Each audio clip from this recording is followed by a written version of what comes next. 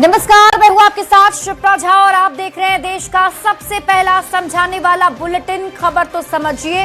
इस prime time bulletin में हम आपको दिन भर की सबसे चर्चित और असरदार खबरें दिखाते हैं और उन्हें सिर्फ दिखाते ही नहीं बल्कि आसान भाषा में विस्तार से समझाते भी हैं, ताकि आप सिर्फ खबर देखें ही नहीं बल्कि उसकी पूरी तस्वीर और सियासत का गणित भी समझ सके। तो आइए सबसे पहले नजर डालते हैं आज की 4 बड़ी खबरों पर।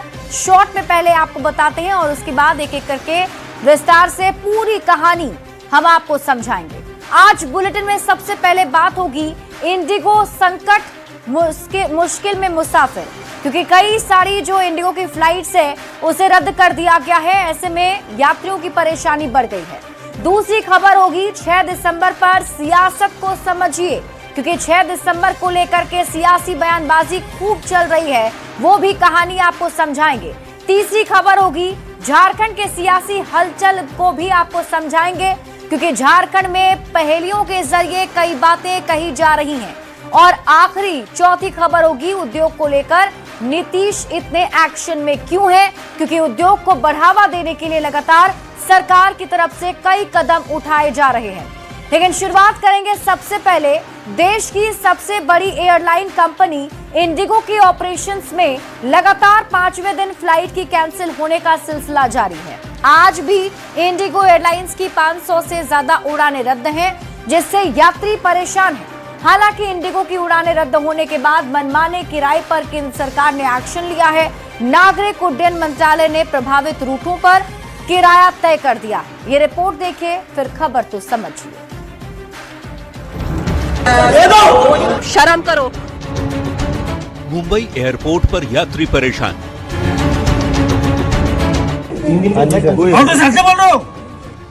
दिल्ली एयरपोर्ट पर यात्री परेशान, रांची एयरपोर्ट पर यात्री परेशान, पटना एयरपोर्ट पर भी यात्री परेशान। हमारा बहुत असुविधा है, हम लोग कैसे जाएगा अभी क्या जाने का कोई हमारा। इंडिगो पर आरोप है कि उसने नियमों की अनदेखी की तो विमान परिचालन प्रभावित हुई और परिचालन पर असर पड़ा तो यात्री परेशान। हमारी इंडिगो की फ्लाइट बिना कोई इन्फॉर्मेशन के हमें पता भी नहीं चला, हम लोग एयरपोर्ट तक पहुंचे। अगर वो पहले भी इन्फॉर्म करते तो कम से कम परेशानी होती। पूरे देश भर के सब लोग परेशान है, तो ऐसा थोड़ी है कि हमारी परेशानी कोई स्पेशल है। अंदर उतने देंगे नहीं, इतना देख रहे हैं। दूसरे फ्लाइट्स में भी, दूसरे फ्लाइट आई थिंक है भी नहीं रांची से। 4 दिनों से रद्द उड़ानों की संख्या 2000 से ज्यादा हो चुकी है। इंडिगो के ऑपरेशन में लगातार 5वें दिन भी सुधार नहीं दिखा और शनिवार को भी देश के 4 बड़े एयरपोर्ट समेत कई शहरों से इंडिगो की 400 से ज्यादा फ्लाइट कैंसिल की गई। इससे अब तक 3 लाख से ज्यादा यात्री सीधे प्रभावित हुए हैं और यात्री परेशान हुए तो उनकी जेब पर एयरलाइंस कंपनियों की नजर गड़ गई।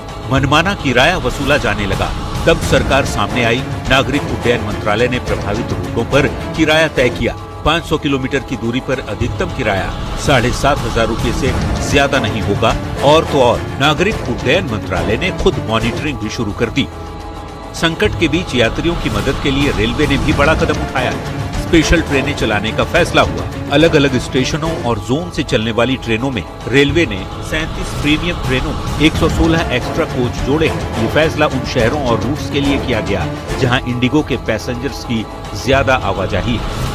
तो अभी जो हाल में बढ़ी हुई डिमांड है उसको मीट करने के लिए उत्तर रेलवे द्वारा बहुत सारे नए उपाय किए गए हैं, जैसे कोच का अटैचमेंट। बताया जा रहा है कि 10 से 15 दिसंबर तक ही हालात सामान्य हो पाएंगे।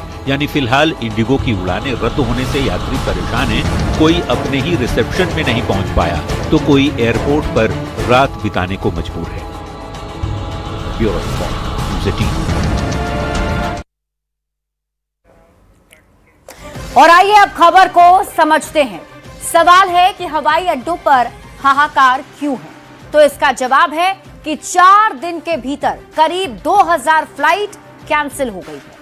रोजाना यानी कि हर रोज करीब 500 फ्लाइट लेट हो रही है। 5वें दिन भी इंडिगो ऑपरेशन में सुधार देखने को नहीं मिला। शनिवार को 400 से ज्यादा इंडिगो की फ्लाइट कैंसिल हो गई। अब फ्लाइट कैंसिल होने से यात्री काफी ज्यादा परेशान हैं। जरूरी यात्रा पूरी नहीं कर पा रहे हैं यात्री। कई लोगों को इमरजेंसी में कहीं जाना है, लेकिन उन्हें दिक्कतों का सामना करना पड़ रहा है। एयरपोर्ट अब किसी रेलवे स्टेशन जैसा दिख रहा है। रेलवे स्टेशन की तरह एयरपोर्ट पर भी लोग फर्श पर सोने को मजबूर दिख रहे हैं। सूटकेस और भारी भरकम बैग्स के अंबार एयरपोर्ट पर नजर आ रहे हैं। जैसे ही इंडिगो की फ्लाइट कैंसिल होने लगी, दूसरी विमान कंपनियों ने अपना हवाई यात्रा का किराया मनमाना वसूलना शुरू कर दिया और इसके बाद सरकार एक्शन में आई। सरकार ने कई निर्देश दिए।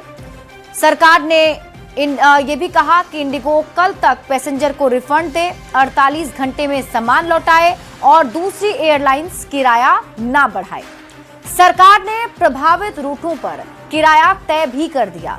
इसके मुताबिक 500 किलोमीटर की दूरी तक का अधिकतम किराया 7,500 रुपए है। इंडिगो संकट में रेलवे सहारा बना है। देखिए, कई स्पेशल ट्रेनें चलाई जा रही हैं और इसके साथ ही ट्रेनों में एक्स्ट्रा कोच जोड़े जा रहे हैं ताकि जो यात्री फ्लाइट के जरिए सफर नहीं कर पा रहे हैं वो रेलवे के जरिए सफर कर सकें। अब आप खबर तो समझिए, इंडिगो की मुश्किल आखिर क्यों बढ़ गई? ऐसा क्या हो गया कि अचानक फ्लाइट्स कैंसिल होने लगे? तो भारत में फ्लाइट ड्यूटी टाइम लिमिट 2 नियम लागू हुए हैं। मतलब दूसरा नियम इसे लेकर लागू किया गया था। पायलटों की थकान को कम करने, सुरक्षा बढ़ाने के लिए नए नियम लागू किए गए थे। अब आप ये जानिए कि नए नियम में क्या क्या सख्ती थी। तो साप्ताहिक आराम की बात करें तो पहले 7 दिन काम के बाद 48 घंटे लगातार रेस्ट प्लस अलग से वीकली ऑफ की बात कही गई थी। नए नियम के मुताबिक वीकली ऑफ और ड्यूटी रेस्ट दोनों अलग अलग करना अनिवार्य था। पायलट सप्ताह में कम घंटे उपलब्ध। यही नहीं, नाइट ड्यूटी टाइम बढ़ा। पहले रात में 12 बजे से सुबह 5 बजे तक की ड्यूटी थी। नए नियम में रात 12 बजे से सुबह 6 बजे तक की ड्यूटी हुई। ऐसे में पायलट तेजी से अपनी ड्यूटी लिमिट पूरी कर देते। रात के स्लॉट में काम करना मुश्किल हो जाता था और इंडिगो के ज्यादातर स्लॉट रात में ही हैं, यानी कि इसका सीधा ऑपरेशंस पर असर पड़ने लगा। कई सारे जो क्रू मेंबर थे उनकी कमी हो गई और इन्हीं क्रू मेंबर्स के कमी होने के बाद फ्लाइट्स कैंसिल होने लग गई और ये विवाद बढ़ गया है। बढ़ते हैं आगे और बात अगली खबर की।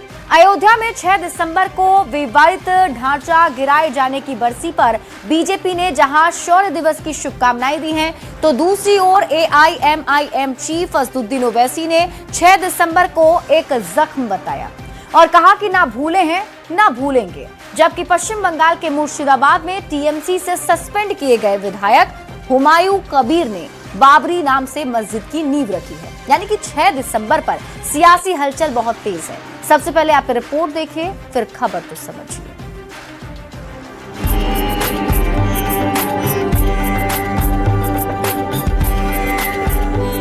ये आस्था का मंदिर है। ये 500 साल के संघर्ष का मंदिर है। ये 500 साल के इंतजार का मंदिर है। ये 500 साल की तपस्या का मंदिर है।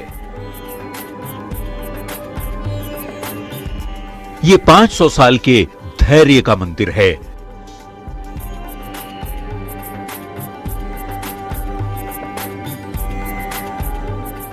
ये भगवान श्री राम का मंदिर है।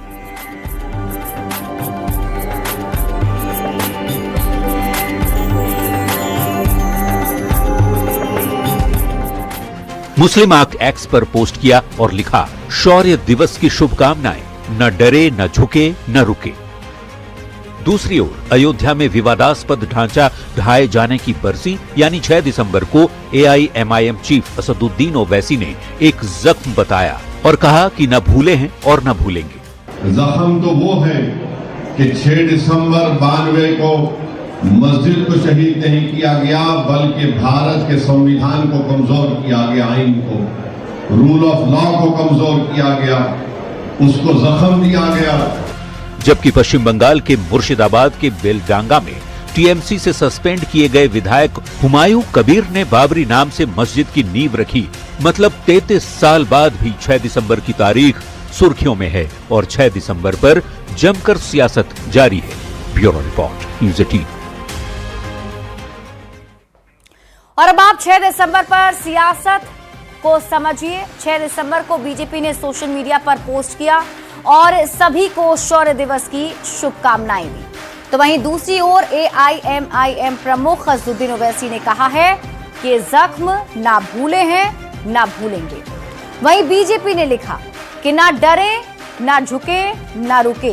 तो ओवैसी ने कहा जख्म ना भूले हैं ना भूलेंगे। वहीं तीसरी ओर TMC से निलंबित विधायक हुमायूं कबीर ने 6 दिसंबर को ही मुर्शिदाबाद में बाबरी नाम के मस्जिद की नींव रखी है। दरअसल 2019 तक हिंदू पक्ष 6 दिसंबर को शौर्य दिवस के रूप में मनाता था, तो मुस्लिम पक्ष इसे काला दिवस के रूप में मनाया करता था। और आपको यही बता दें कि 6 दिसंबर को शौर्य दिवस क्यों मनाया जाता था। तो अयोध्या में जो विवादित ढांचा ढाया गया था उस दिन 6 दिसंबर की तारीख थी और इसीलिए इसे शौर्य दिवस के तौर पर मनाया जाता था। 1992 के बाद शौर्य दिवस के रूप में बीजेपी इसे मनाती थी। कोर्ट के आदेश के बाद परंपरा को खत्म कर दिया गया। अब आपको बताते हैं कि 6 दिसंबर को शौर्य दिवस मनाने को लेकर इतनी बहस भी क्यों चल रही है। तो राम जन्मभूमि पर बने मंदिर को तोड़कर मस्जिद बनाई गई थी। 6 दिसंबर को विवादित ढांचे को ढाना एक विजय का प्रतीक था, इसीलिए इसे मनाया जाता था। लेकिन 6 दिसंबर पर मुस्लिम पक्ष क्या कहता है ये भी समझिए। मुस्लिम पक्ष का कहना है कि विवादित ढांचे का विध्वंस यानी कि धार्मिक स्थल टूटा। धार्मिक स्थल का टूटना एक काला दिवस है। कोर्ट के आदेश के बाद 2019 से अयोध्या में ये परंपरा खत्म हो गई, लेकिन सियासत अभी भी जारी है और यही वजह है कि आज 6 दिसंबर को जुबानी तीर दोनों तरफ से चलते रहे। बढ़ते हैं आगे और बात अगली खबर की। बिहार में उद्योग और रोजगार को बढ़ावा देने के लिए नीतीश सरकार लगातार जोर दे रही है। नई सरकार के बनने के साथ ही एक्शन मोड में आए सीएम ने आज उद्योग विभाग की समीक्षा बैठक की। सीएम आवास में हुई इस बैठक में निवेश बढ़ाने के साथ ही लंबित और आगामी योजनाओं पर भी मंथन किया गया है। ये रिपोर्ट देखिए, फिर खबर को समझिए।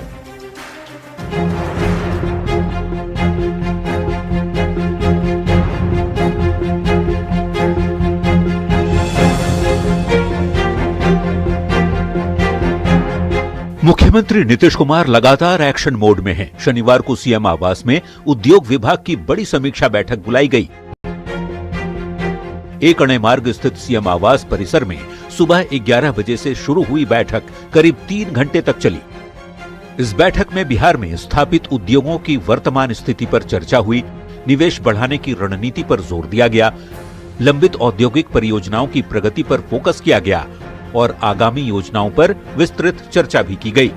समीक्षा बैठक में उद्योग मंत्री दिलीप जायसवाल, विभाग के प्रधान सचिव और अन्य अधिकारियों के अलावा उप मुख्यमंत्री सम्राट चौधरी भी मौजूद रहे। इस बैठक में सरकार का फोकस ये जानने पर रहा कि हाल के वर्षों में राज्य में कितने उद्योग लगे, किस सेक्टर में निवेश की संभावनाएं हैं, कौन सी परियोजनाएं अटकी हैं और उन्हें गति देने के लिए क्या कदम उठाए जाने चाहिए।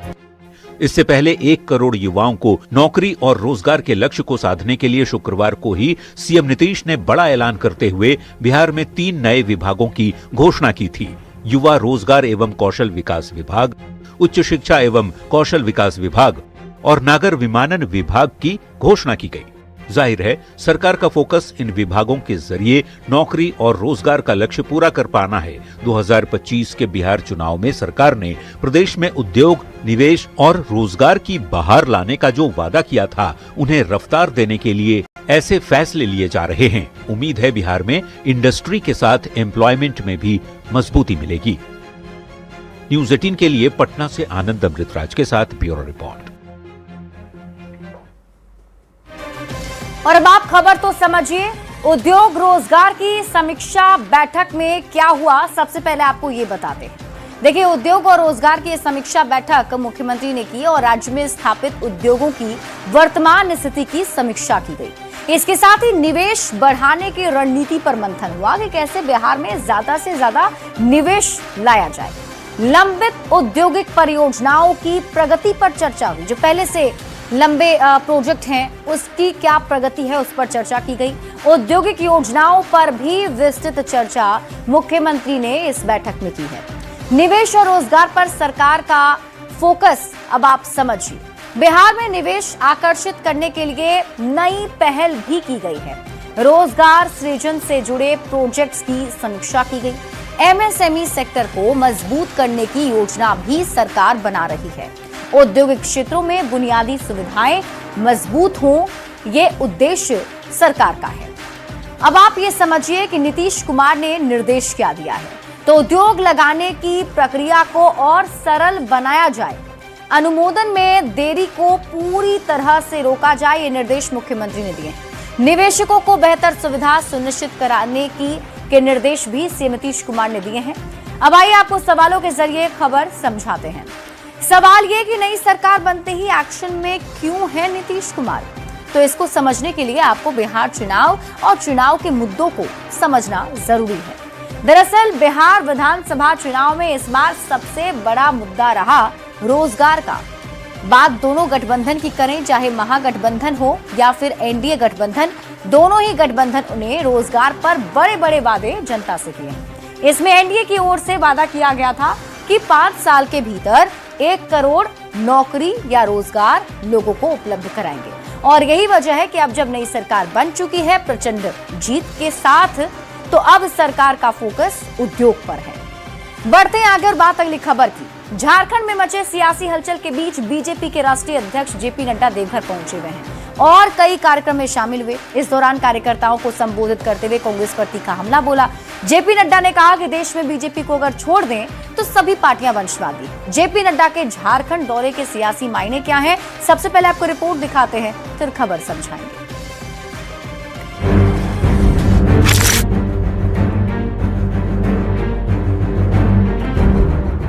जी हां, झारखंड के सत्ता का समीकरण भले स्थिर दिखता हो, लेकिन भीतर खाने बदलाव की आहट तेज है। अटकलें लगाई जा रही हैं कि हेमंत सोरेन बीजेपी नेताओं के संपर्क में हैं। इन सभी सियासी हलचलों के बीच बीजेपी के राष्ट्रीय अध्यक्ष जेपी नड्डा भी झारखंड आ गए, जिसने इस अफवाह की आग को और हवा दे दी। 2 दिवसीय देवघर दौरे पर आए बीजेपी के राष्ट्रीय अध्यक्ष जेपी नड्डा ने वंशवाद को लेकर सभी पार्टियों पर जमकर निशाना साधा। देवघर के ठाड़ी दुलमपुर में जिला भाजपा कार्यालय के नवनिर्मित भवन के उद्घाटन के दौरान कार्यकर्ताओं को संबोधित करते हुए उन्होंने राष्ट्रपति द्रौपदी मुर्मू का हवाला देते हुए कहा कि कांग्रेस ने हमेशा उनका मजाक उड़ाकर आदिवासी अस्मिता का अपमान किया है। कांग्रेस की राजनीति थी समाज को बांटो, खंडित करो, वोट बैंक को अलग अलग तरीके से देखो और खंडित समाज में से सीमित वोट लेकर के सरकार चलाओ। ये तुष्टीकरण की राजनीति, ये जातिवाद की राजनीति, ये इलाकेवाद की राजनीति, ये भाई भतीजावाद की राजनीति, ये वंशवाद की राजनीति, ये सभी राजनीति कांग्रेस के सामने जन्मी, पनपी और आगे बढ़ी। मंच से जेपी नड्डा ने बीजेपी के विस्तार को समझाया और कार्यकर्ताओं में उत्साह भरने की कोशिश की। कहा जब झारखंड का नंबर आएगा तो हमारे कार्यकर्ता यहाँ भी कमल खिलाएंगे। भारतीय जनता पार्टी एनडीए 20 राज्यों में राज कर रहा है और 13 में विशुद्ध राज कर रहा है। और याद रखिएगा अभी 14-15 होगी, आगे बढ़ेंगे और जब झारखंड का नंबर आएगा तो आप हमारे कार्यकर्ता यहां भी फिर से आप कमल खिलाएंगे, इस बात का हमको विश्वास है। कोयला और जो बालू है उसकी तस्करी कर रही है और इसको पूरा का पूरा संरक्षण जो है वर्तमान सरकार का प्राप्त है, ऐसा आरोप जेपी नड्डा ने लगाया है। साथ ही साथ जो है जो केंद्र सरकार की उपलब्धियां हैं उसको यहाँ पर जेपी नड्डा ने यहाँ पर रखा है। नितेश कुमार, न्यूज़ 18, देवघर। और आइए अब झारखंड की सियासी हलचल को समझते हैं और सबसे पहले आपको बताते हैं कि जेपी नड्डा का ये दौरा इतना अहम क्यों माना जा रहा है। देखिए, हेमंत सोरेन कुछ दिनों पहले दिल्ली में थे, तो आज झारखंड दौरे पर थे बीजेपी के राष्ट्रीय अध्यक्ष जेपी नड्डा। कयासबाजी क्या चल रही थी ये भी आप समझिए। बीजेपी के संपर्क में है हेमंत सोरेन, ऐसी बातें चल रही हैं। दिल्ली दौरे पर हेमंत सोरेन थे, वहां पर वो मौजूद थे।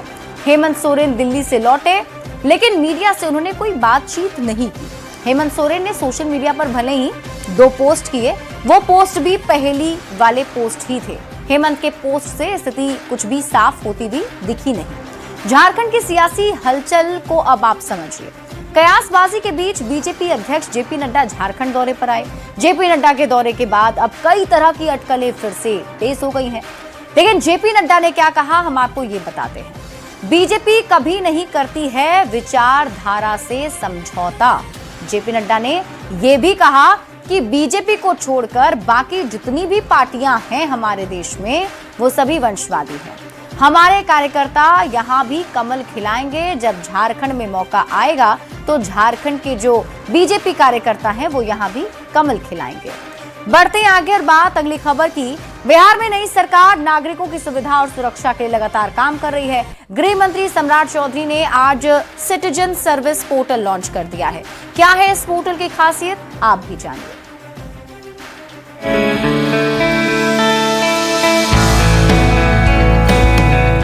ये है बिहार सरकार का नया पोर्टल।